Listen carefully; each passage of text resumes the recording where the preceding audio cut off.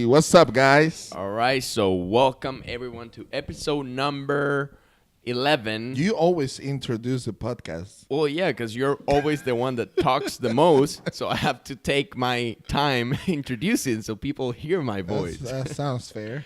So, yeah, episode 11 of the Easy Talk podcast. We are here today.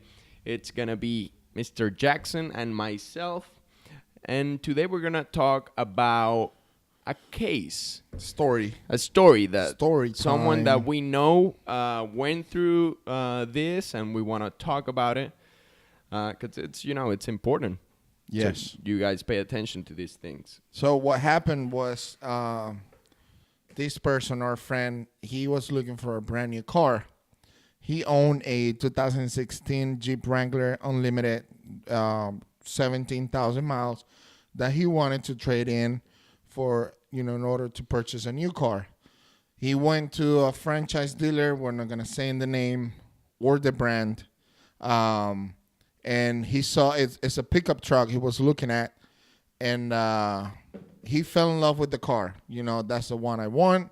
This person is fair to say that he has, good credit, probably over 700. Right. And he's in good position to also buy the car cash, but he wanted to finance the remaining, the balance between the out-the-door price for the truck and the trading allowance on the Jeep Wrangler. He always calls us, when he's trying to do these kind of transactions. He always gives us a call and say, hey, this is what we have. This is the car. And we always do a little bit of homework, with the VIN number, see the options, see if he's paying a fair value, because we don't sell new cars. So we were not able to, get the transaction done through us. That's a different topic. But we help him out with just information. Make sure that he's at least getting a fair deal, that he's not being taken advantage of. So the initial numbers here, I think the truck out the door was like 58 grand, if I'm not mistaken. Yeah, something about around that. Around that. And then he was getting trading value for his Jeep of about $35,000, which was really good. Yeah, that's what he wanted. That's what he wanted, and that's what they were giving him. He sent us the VIN number, and we did a little bit of research on the internet. You find everything on the internet. And we came to find out that the price of that specific unit was on the internet, on the dealer's website and on Car Gurus. Yeah. It was $52,000, about $6,000 less of what he was being quoted there at the moment. He didn't know this. He just walked into the dealership and, they show him the options and they pulled out this truck, 58 grand plus everything. He wasn't really looking for a car. He was just doing something. Looking around, I guess. Yeah, just doing something. Saw the dealership. Yeah. He has in his mind that he wanted a new car. And so that's why he didn't do the homework that everybody should do on the internet first. Right. So, the first thing we told him is like, well, you're getting a good money for your trade-in. $35,000 is pretty good. So you should take that offer. But then we told him, hey, we found this car with the VIN for $52,000. That's about $6,000 that they're raising the price on you because you haven't seen it on the internet. He brought it up to whoever he was dealing with at the dealership and said, oh, what did they tell him? So he brought it up after we told him that. He brought it up, and so they were like, oh, my God, I'm so sorry. That's an error. Yeah, it's an error, a mistake. Let's fix this. So, they went back to talk to the manager or the finance guy, whatever.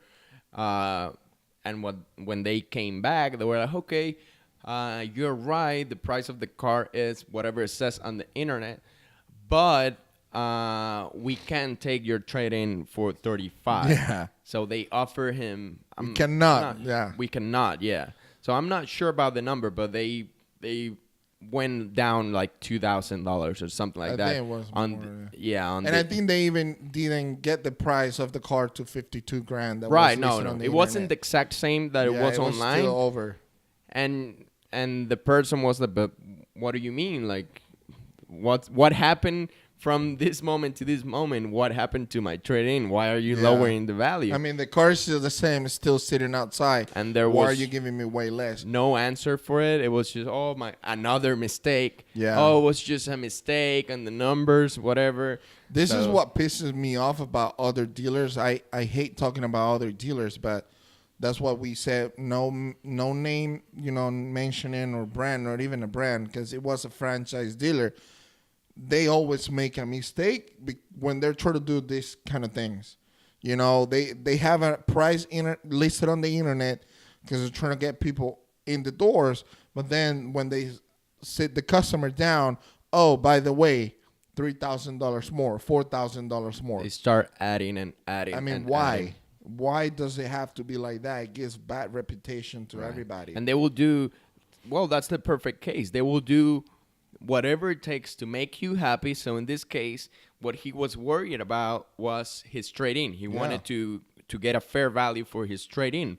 So they were like, okay, yeah, let's give him the $35,000 and let's just raise the price of the car. So at the end of the day, it was nothing. They were doing nothing. So was the whole sketchy thing move. of this situation, because you got to take advantage of the internet. Most of the dealers, at least the reputable dealers, they have the inventory listed online, on platforms such as Car Gurus or Cars.com. Find the car that you're looking for online and see what they have it listed for. Even brand new car dealerships, they have the inventory listed online. Because here's the reality. If you walk into a dealership and you ask them, let me see what you have, they're just simply going to show you the price they want. Right. Because they're not going to give you the best price up front. That's not how they work. If you have no idea what the values are for that car, they're just going to throw any number at you and say, this is what we have it for. You have any idea? You don't have any idea. You're going to believe what he's saying, but then you don't do your research on the internet, and if somebody else does it for you, they're going to find out that they may have the price listed, at a lower price on the internet, but you never knew because you're not doing your homework. Yeah. That's the main thing. So again, we go back to the same point. You gotta know more than the dealer. You gotta know more. Right. When you're sitting there, you're negotiating. It's a big transaction. It's not like you're buying a candy.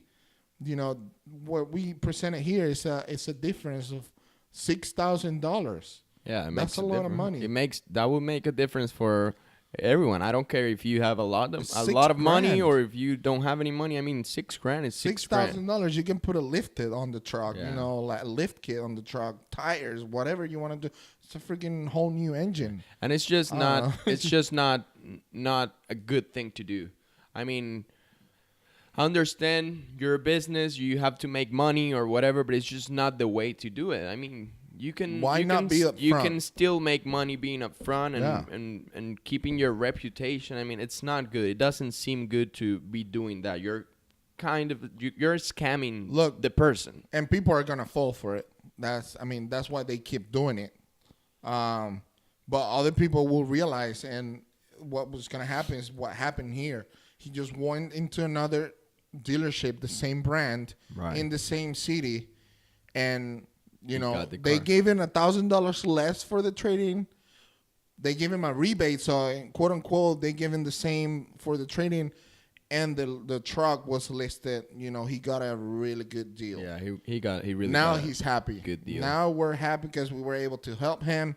He got the truck that he wanted, and he got it for a fair deal.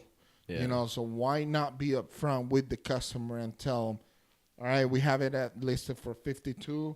That's what we have it for, 52. Don't show different numbers on the paper, And if you offer something on the trade-in first, why are you gonna modify it? What's different now on the car? Yeah. Oh, you're not making money. Well, that's your fault for not, calculating all the numbers and everything. And this is a very good point that I want to make here, that we want to make here, and is that used car dealerships,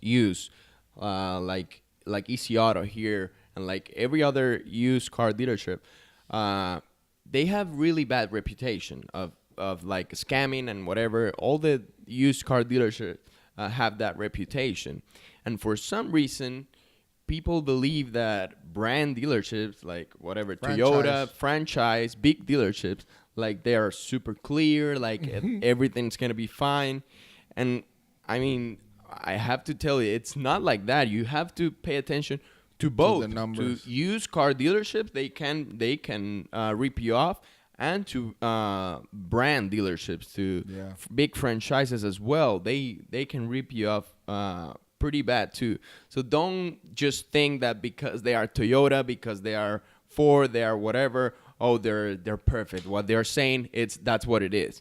Keep that in mind, because you gotta look at the numbers honestly. Yeah. That again, buyer's order. Ask for the buyer's order and go over all the numbers that you see there.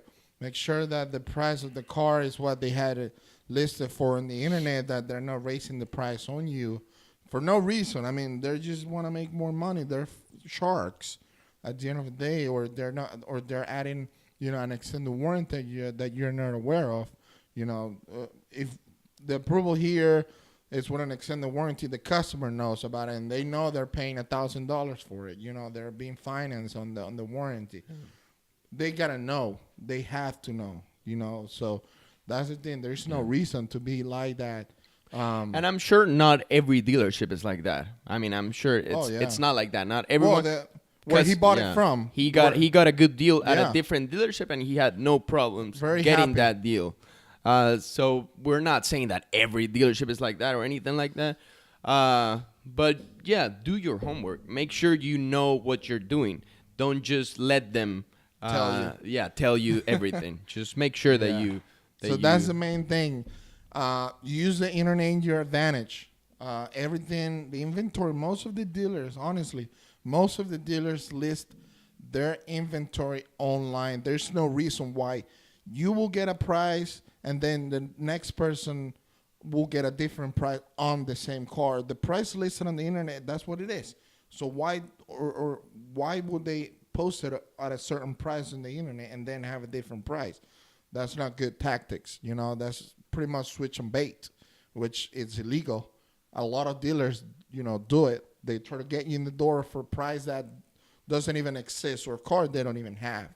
But then they'll put you in something else, and we made a sale, But do your homework. Make sure that you know all the numbers when you're negotiating a car. Use the internet in your advantage. Car Gurus, cars.com. Get the VIN number and just type it in Google. That's what we did. Copy and paste the VIN number of the car he was looking at in Google, and it popped up right away, on their website, Car Gurus. So, look, if $6,000 less. Wow. Right. What's going on here? So that's what we have for today. So, again, for the consumer, know what you're doing. You got to be prepared when you're buying a car. You got to know the numbers, see if the car is a good value, everything. And ask questions to the dealer. They have to answer if they really want to earn your business at the end of the day, So that's what we have for today. I'm sure we're going to keep getting more stories like this. We're just going to share them. But everything, at the end of the day, we're trying to teach people how the best way, to buy cars. Yeah. So. Yeah. Again, guys, this podcast is to inform you guys and to help you guys to make better decisions. Our intention with this podcast is not to sell you anything or anything like that. We just want to help you guys to make better decisions. Please, if you have any questions, we have places that you can ask them. Instagram, you can ask us a direct message or anything like that. Easy Auto Lakeland on Instagram. Easy Auto Lakeland on Instagram. Our Facebook page, our YouTube channel. You can ask the questions everywhere. We check them, and we'll make sure to answer them on a podcast episode. So thank you guys so much for listening, and take care. See you next time.